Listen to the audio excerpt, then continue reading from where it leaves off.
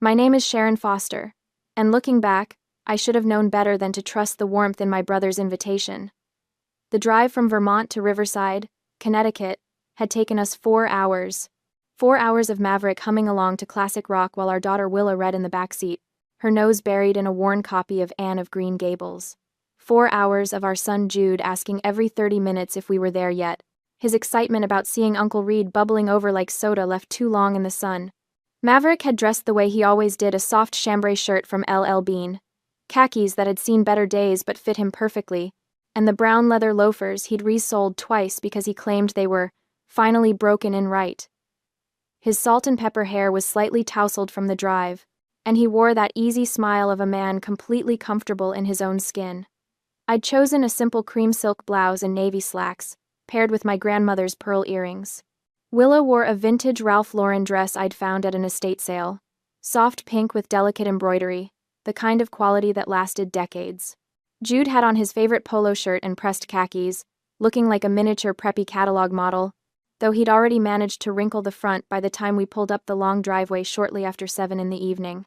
The mansion rose before us like something out of a film, white columns gleaming in the early evening light, windows ablaze with chandeliers, the lawn manicured to golf course perfection. Luxury cars lined the circular drive, Mercedes, BMWs, a Bentley that probably cost more than most people's houses. Wow, Jude breathed, pressing his face against the window.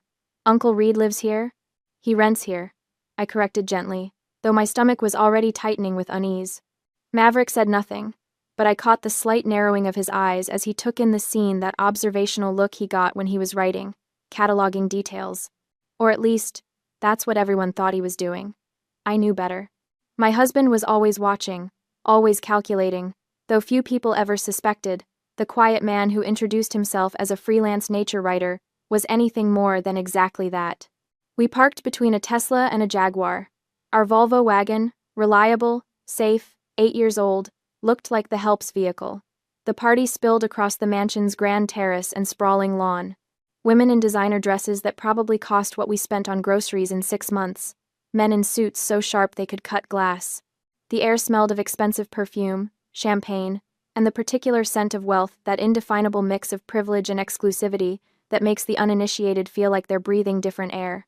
We made our way up the stone steps. Willa's hand found mine, her palm slightly damp. She was 9 and perceptive enough to sense when she didn't quite fit in, though she'd never say so. You look beautiful, sweetheart, I whispered to her. She squeezed my hand in response. A coordinator with a clipboard and a smile that didn't reach her eyes intercepted us at the entrance. Names, please? Sharon Foster. This is my husband, Maverick Miller, and our children. She scanned her list, her expression shifting almost imperceptibly, not rude. Exactly, but cooler. Ah, yes, the Vermont family. Right this way. I felt Maverick's hand settle lightly on my lower back as we followed her through the crowd.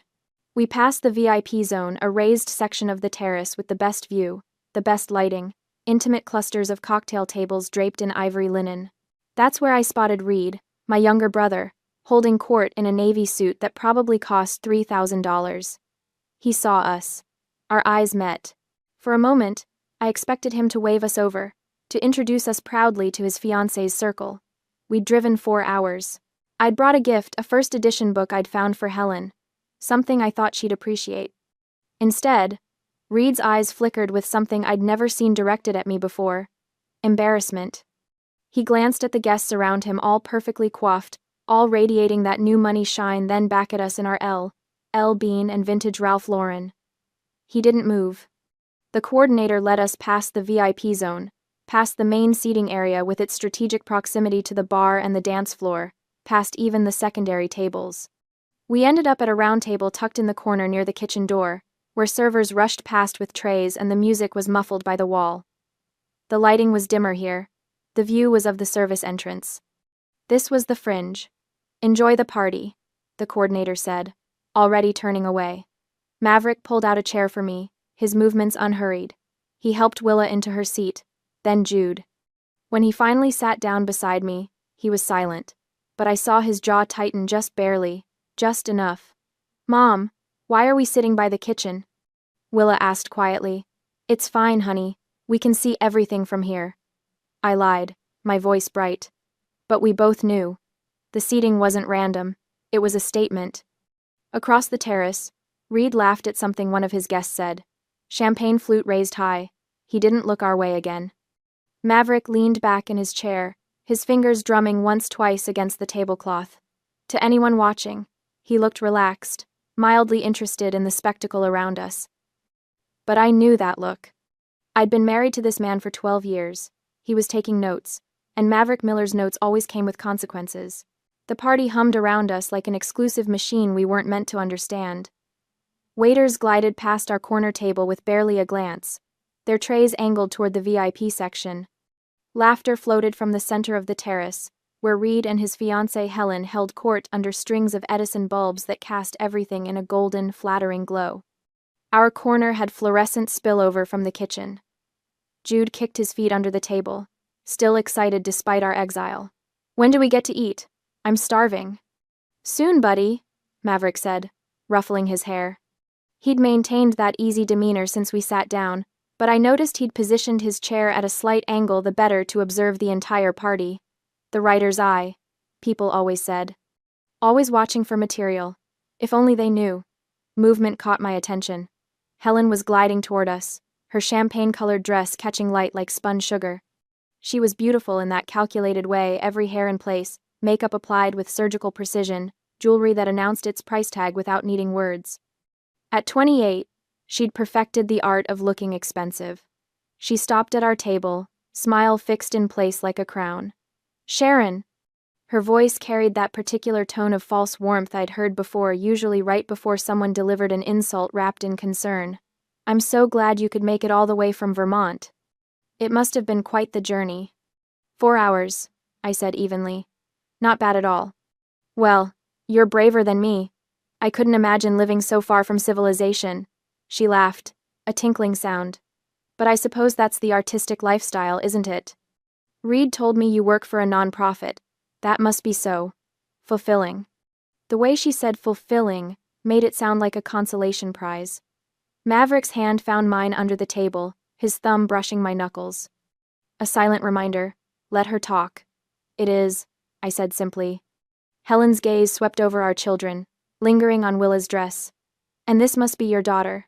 What a sweet, vintage dress. Very quaint. Willa's smile faltered.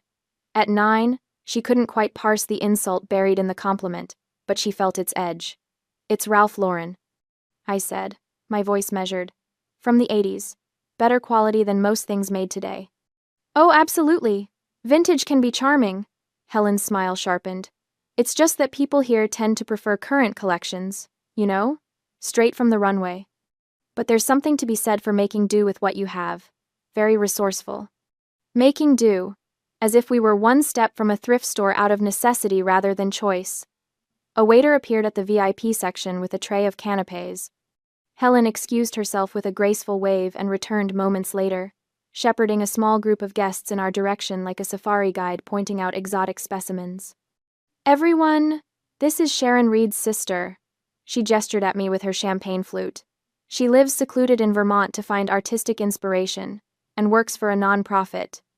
A life that is, well, very chill, but surely a bit removed from our fast-paced world, isn't it? The guests smiled politely, their eyes sliding over us with practiced disinterest. I could read the narrative Helen was spinning, the sister who couldn't hack it in the real world, who'd fled to the countryside to play at being rustic, who now attended events like this as a reminder of what she'd left behind or failed to achieve.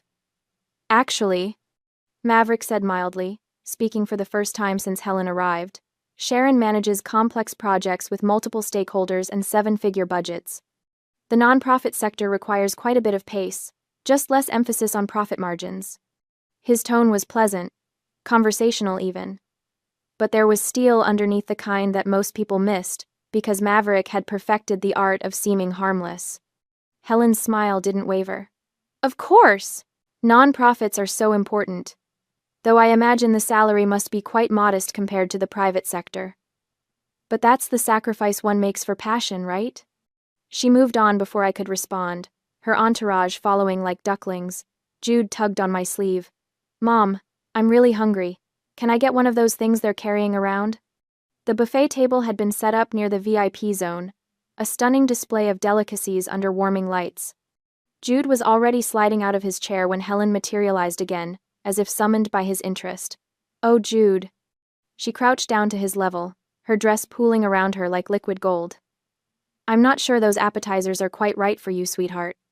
"Why not?" Jude asked, guileless. "Well, they're foie gras and caviar, very acquired tastes. I'm afraid since you haven't had proper palate training, you'll find them hard to swallow." She tilted her head sympathetically. "Tell you what, I'll have the kitchen make something friendlier for you. How about spaghetti? Or fried chicken? I'm sure you're more used to those at home." The implication hung in the air like smoke. Your family only knows fast food and simple fare. You don't belong at this table, literally or figuratively. Jude looked confused. "But I like trying new things." "No need, Helen." I stood, placing my hand on Jude's shoulder. My voice was quiet but firm. "The children will sit here and eat with their parents. We teach our kids to experience everything. They don't need to be separated." For the first time, Helen's smile cracked slightly. "I was only trying to help." "We don't need help." I guided Jude back to his chair. "But thank you." Helen straightened, her expression cooling several degrees. She glanced at Maverick, perhaps expecting him to contradict me, to apologize for his wife's stubbornness. But Maverick just smiled blandly at her, the way he smiled at everyone, pleasant, forgettable, utterly unreadable. "Suit yourself," Helen said finally, "though I'd hate for the children to be uncomfortable." She swept away, leaving a wake of expensive perfume and unspoken judgment. The table fell silent. Willa picked at her napkin. Jude's excitement had dimmed considerably. Across the terrace, Reed remained absorbed in his VIP bubble, laughing and toasting, completely unaware or willfully ignorant that his fiancée was treating his family like second-class citizens. Maverick leaned over to Jude. "Hey, buddy, want to know a secret?" Jude nodded. "The best food at parties is always whatever you enjoy most. Doesn't matter if it's caviar or chicken fingers. If it makes you happy, it's the best." He winked. "And between you and me, I'd take a good burger over fish eggs any day."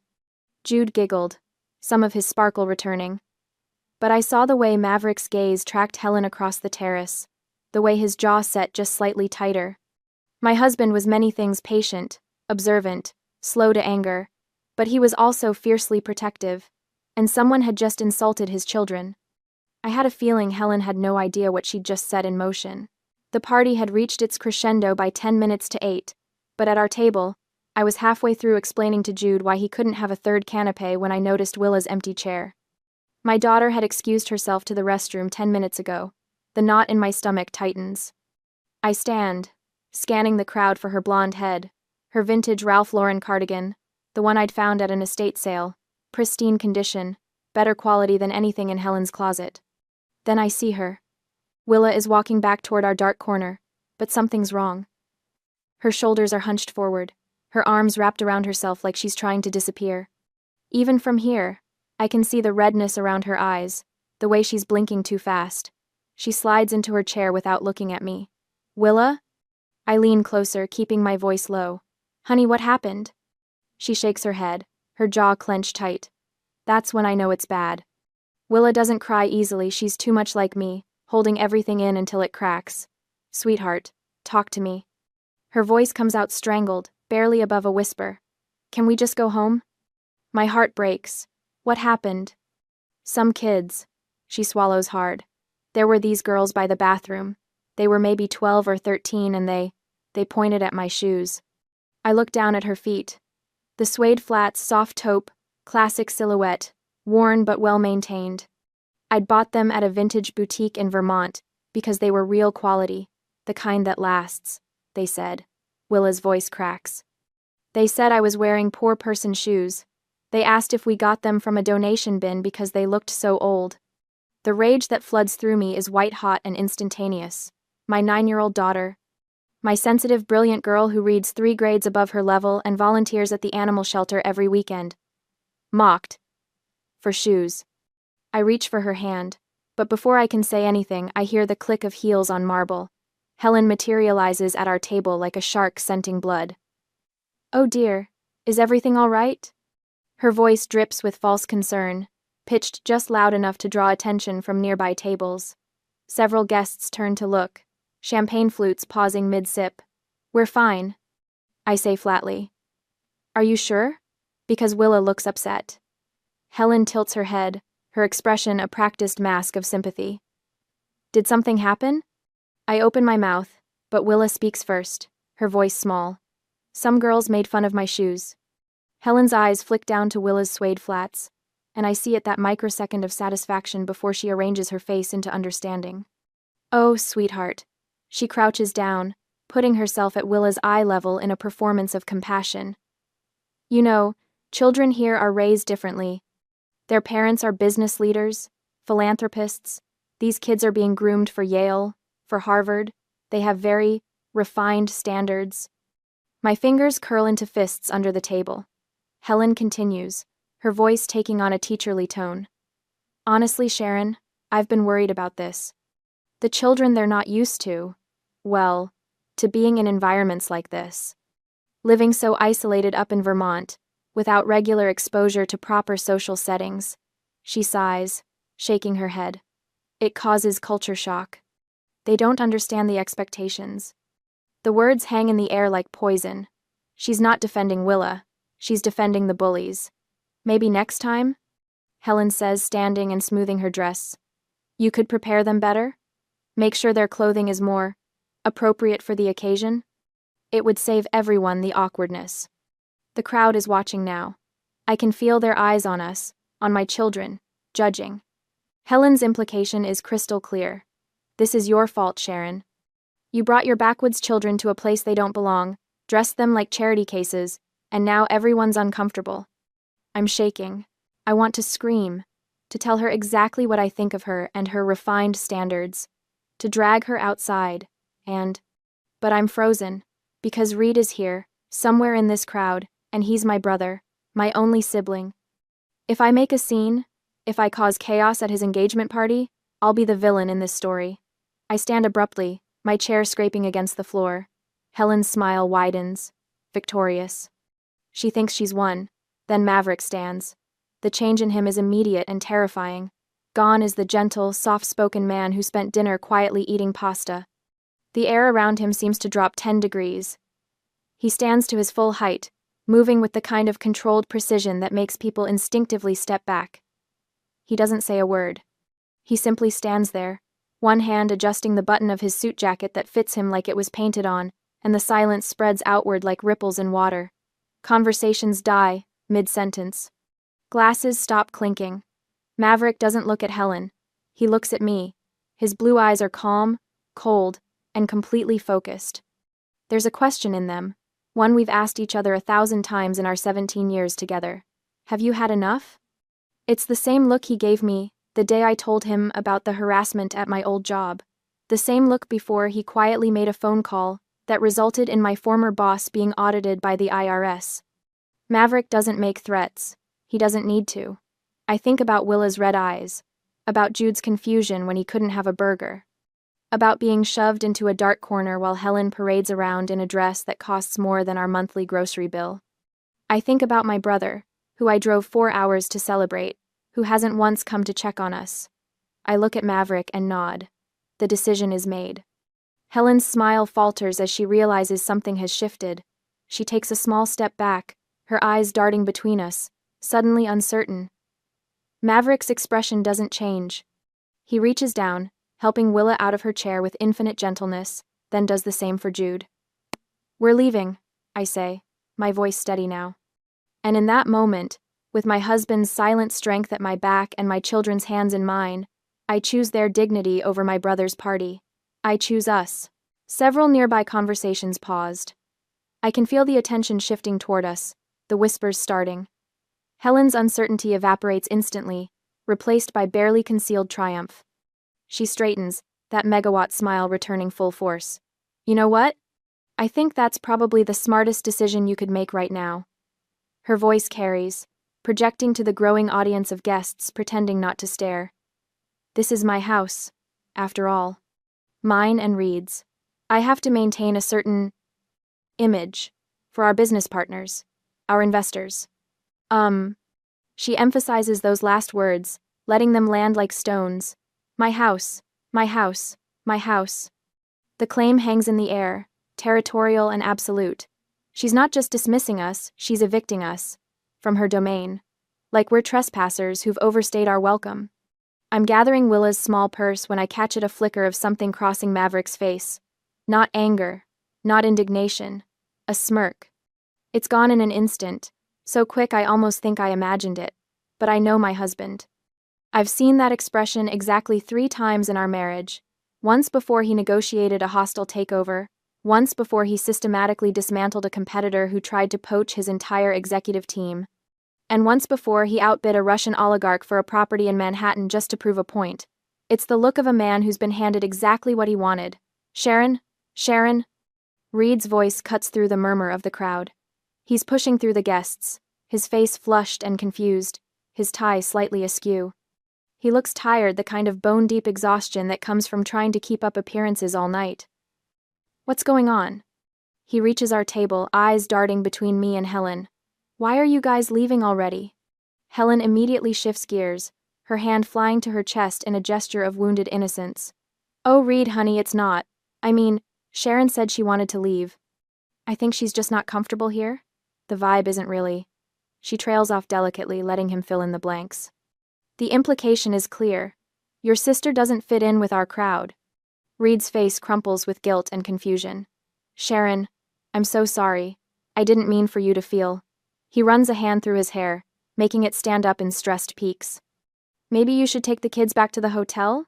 Let them rest? You must be tired from the drive and... He's apologizing. To me. For Helen's behavior. And he has no idea. My brother, standing in this mansion's grand foyer, surrounded by crystal and marble and imported flowers, actually believes he lives here. Believes this is his home, his party, his life. He has no clue that every piece of furniture he's lounging on, every room he's hosting in, every inch of this partnership with Helen exists because Maverick decided to be generous 3 years ago. Reed thinks he's the host, the master of the house. In reality, he's a tenant, whose lease is about to expire.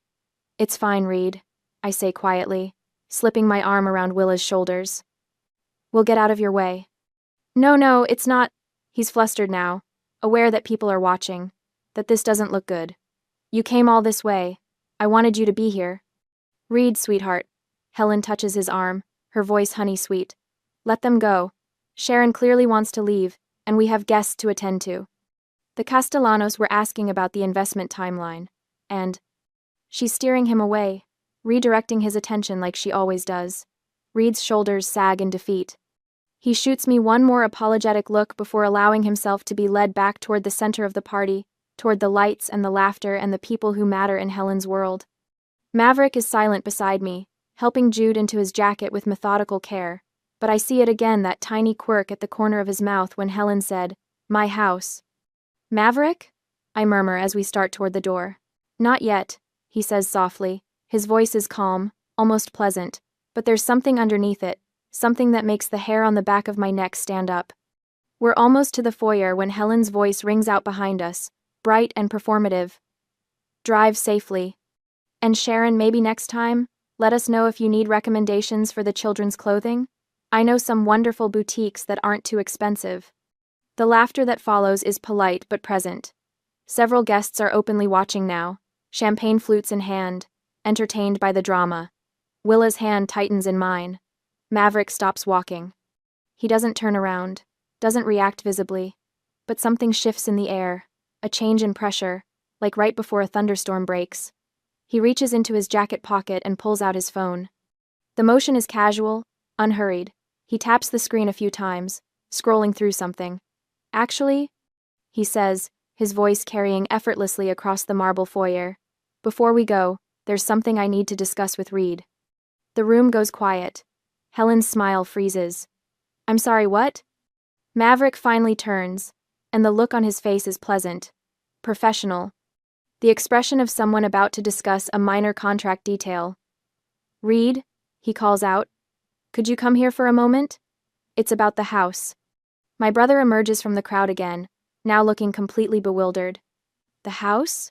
What about... The lease, Maverick says simply.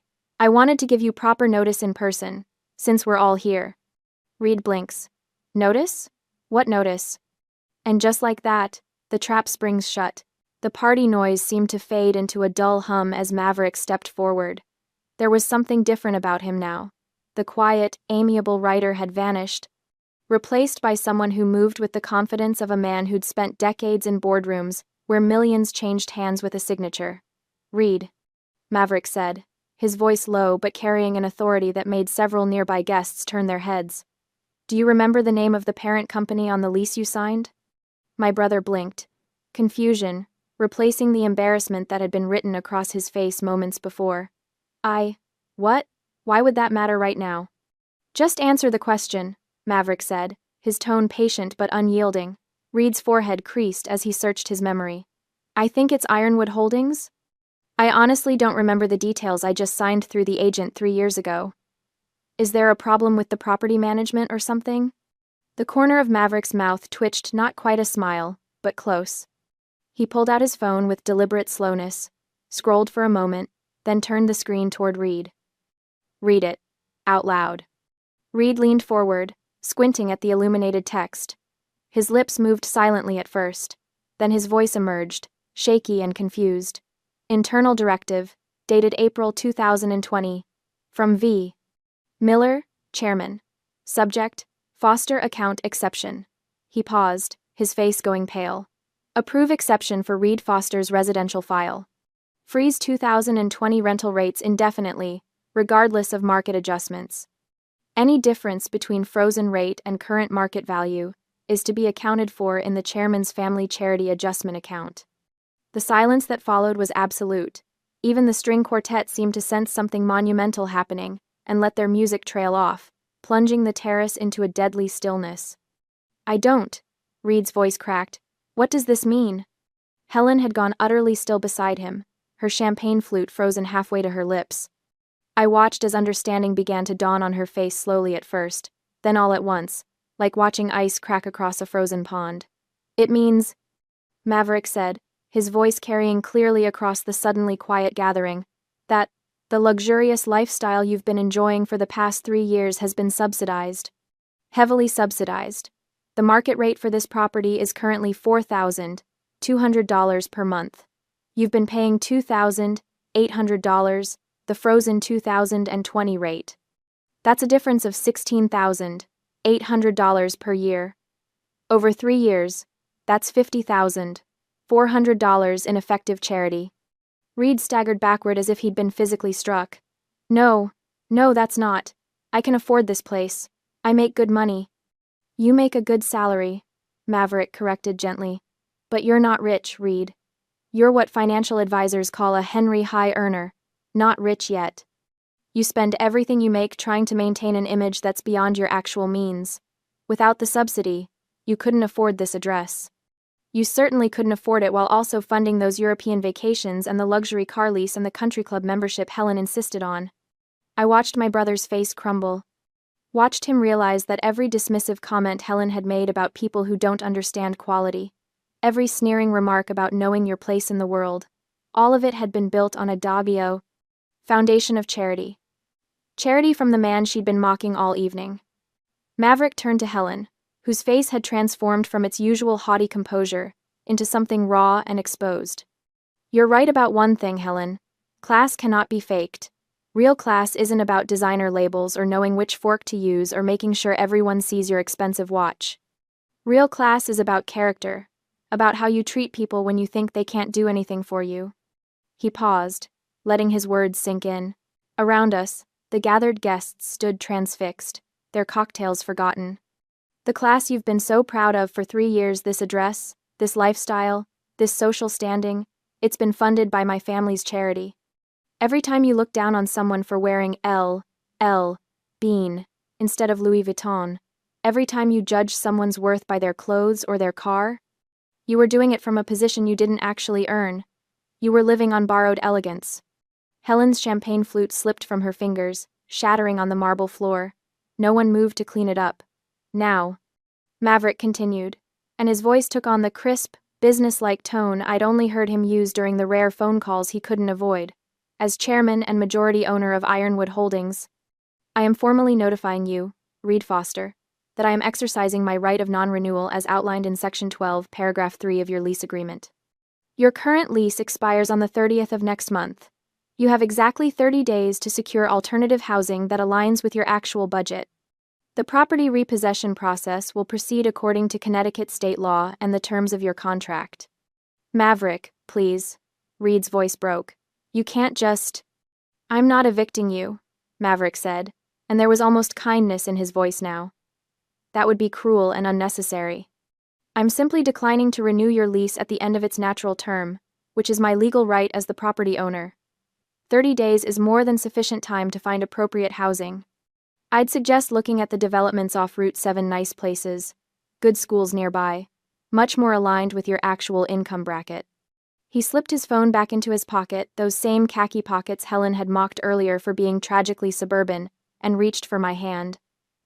As for the question of whose house this is, he said, glancing at Helen with something that might have been pity, I think we've established that definitively. But don't worry, you have 30 days to enjoy it. I'd suggest you make the most of them. The crowd parted as we moved toward the door, everyone suddenly very interested in their shoes or their drinks or anything other than meeting our eyes. I could feel their stares on our backs, could practically hear the mental recalculations happening as they reassessed everything they'd assumed about the quiet couple in the practical clothes. At the door, Reed caught up to us, his face streaked with tears. Maverick, I didn't know. I swear I didn't know you were. Maverick paused, turning back. His hand came up to rest on Reed's shoulder, not unkindly but firm. I know you didn't. That was intentional. But Reed, you need to understand something. Your value as a person has nothing to do with this address or that car or any of it. When you figure out where your true worth lies, when you can see it in yourself without needing these expensive props to prove it, then we'll talk. Really talk. But until then... He didn't finish the sentence. He didn't need to.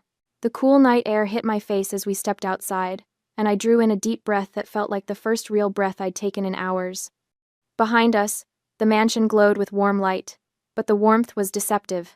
I could still feel the chill of judgment that had permeated every corner. Willa's hand squeezed mine as we walked toward the car. Mama, are we leaving without saying goodbye? Sometimes, I told her. The best goodbye is just walking away with your head held high. Jude was practically bouncing on his toes, his earlier misery forgotten in the excitement of the dramatic exit. Dad was so cool. Did you see Aunt Helen's face? She looked like she swallowed a lemon. Jude, I said, but there was no real reproach in my voice. Maverick unlocked the car, our practical, 7-year-old Subaru with the dent in the rear bumper from when I'd misjudged the garage wall, and we all climbed in. As he started the engine, I glanced back at the mansion one last time. Through the tall windows, I could see figures moving, gathering, no doubt dissecting everything that had just happened. Reed stood on the front steps, Helen nowhere to be seen. I almost feel bad for him, I murmured. Don't, Maverick said, pulling out of the circular driveway. This is the kindest thing I could do for him.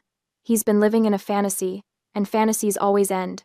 Better to end it now, on our terms, than to let him crash even harder down the line. We drove in silence for a few minutes, leaving Riverside's manicured perfection behind us. Then Willa's small voice piped up from the back seat. Daddy? Are we richer than Miss Helen? I twisted in my seat to look at her. In the passing streetlights, her face was thoughtful, not proud or gloating, just trying to understand. Why didn't you say so earlier? She continued. When she was being mean about our clothes? Maverick caught her eye in the rearview mirror, and I saw that gentle smile I'd fallen in love with all those years ago. That's a good question, sweetheart. And here's the thing. Being rich isn't about showing off or making sure everyone knows how much money you have. It's definitely not about yelling at waiters or making people feel small. He paused at a red light, taking the moment to turn around and look at both kids. True wealth, real wealth, is having the power to protect your family and set things right without needing to raise your voice. It's being secure enough in who you are that you don't need everyone else's approval. Today, I taught Miss Helen a lesson in respect, something all her money and designer clothes can never buy her. But she was so mean to you, Willa said, her voice small. She called your jacket tragic. She did, Maverick agreed, facing forward as the light turned green. And you know what? It is a 10-year-old jacket from LL Bean. The elbow patches are wearing thin, and it's probably not what anyone would call fashionable. But it's comfortable, it keeps me warm, and it reminds me of who I really am under all the business suits and board meetings. Sometimes the most expensive thing you can wear is authenticity. Jude, who'd been unusually quiet, suddenly asked, "What's going to happen to Uncle Reed and Aunt Helen?" I considered the question carefully. They're going to have to learn to stand on their own 2 feet, to build a life based on what they actually have, not on what they're pretending to have. "Will Uncle Reed be okay?" Willa asked. "Eventually," I said, and I believed it. Your uncle is smart and capable when he's not trying so hard to impress people. This might be the wake-up call he needs. As for Helen, I trailed off, uncertain. "She made her choices," Maverick finished quietly. "We all do. And then, we live with them." The lights of Riverside faded behind us, giving way to darker roads, older trees, the authentic Connecticut that existed beyond the manufactured perfection of new money enclaves. Our headlights carved a path through the gathering darkness, leading us home not to a mansion that required a trust fund to maintain, but to our farmhouse in Vermont with its creaky floors and drafty windows and garden where we grew actual vegetables.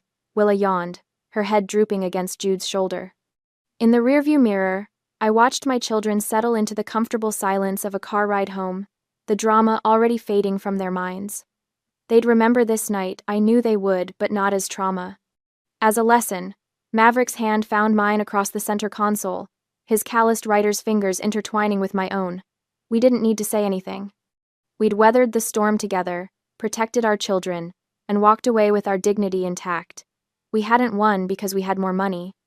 We'd won because we knew who we were, and no amount of judgment from people living beyond their means could change that. The car carried us forward into the peaceful night, leaving behind the glittering facade of borrowed elegance, heading toward something real.